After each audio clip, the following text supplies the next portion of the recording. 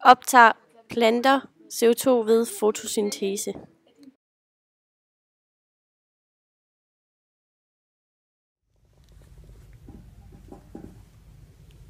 Hej, mit navn er Didrik Mortensen, og jeg skal fortælle jer lidt om fotosyntese.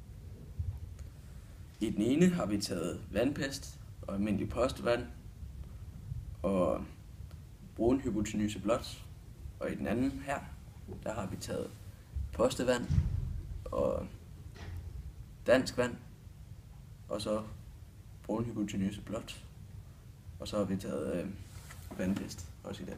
Og så skal vi se forskellen på de to.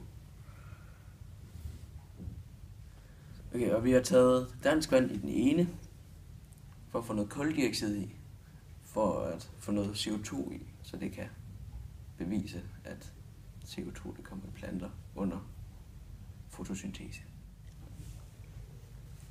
Ja, og som I nok har lagt mærke til, så er det her blevet mere blåt i det, og det er det blevet, fordi det har optaget alt det CO2, der var i, og udskilt O2, altså oxygen, via fotosyntese. Og som I nok også lægger mærke til, så er den her overhovedet ikke ændret sig. Og det har den, fordi vandpesten ikke har haft noget som helst at arbejde med, på grund af, at den ikke har haft CO2 i. Derfor vil det forblive det samme. Og nu vil jeg så fortælle jer lidt om en plantecelle. Og den plantecelle består af cellemembran, som det ses her. Og det består af ribosomer, som man kan se, der ligger her. Og det består af grønkorn, der er her. Og det består af mitokondrier, som man ser her. Okay. Nu vil jeg så fortælle jer lidt om de 5 ting hver for sig. Cellemembran. Det adskiller cellen fra omgivelsen. Og ribosomer er en slags fabrik, der bygger på protein. Og den ser du her.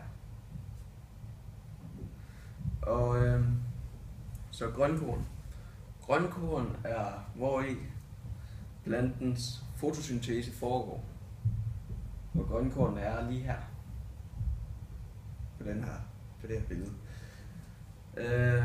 Og så mitokondrier. De er hernede, og de skaber plantens energi.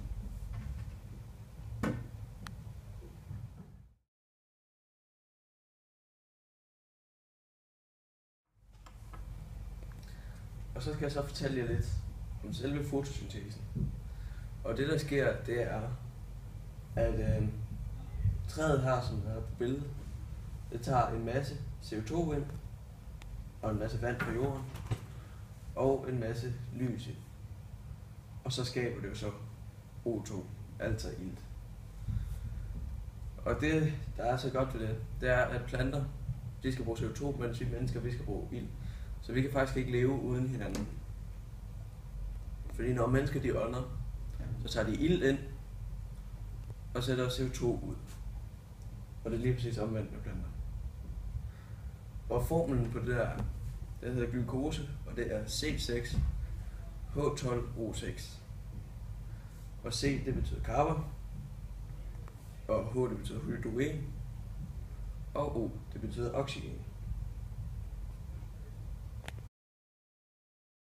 Ligningen for respiration er C6H12O6 plus O2, og det er lige med CO2 plus H2O plus energi.